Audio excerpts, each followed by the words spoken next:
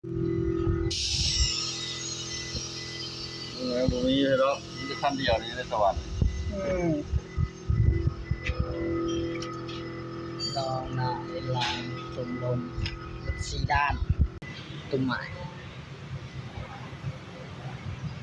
ตุ่มเก่ามันแตกเนาะมันถือปิกนกทูนกทูมันแตกเลย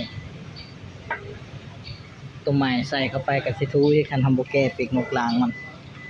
ปิกนกนางมันเขามางเอาไปแก้แหละตัวนี้เบื้องซ้ายตัวนั้นเบื้องขวาต้องลงกันนะเบื้องขวาปิกนกลาง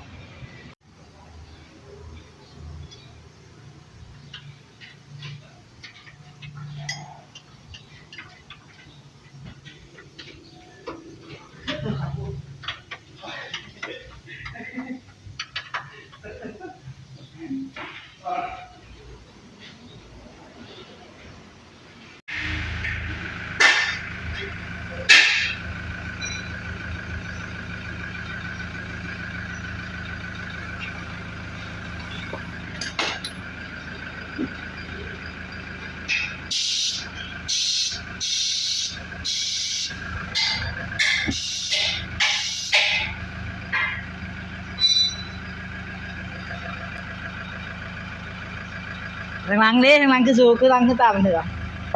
ทางหลังคือตามันเถอะนี่ปรับล้างน้ำแล้วสิเจ๊กนิ่มโคตรนิ่มเบิดสีด้านหน้าล้าง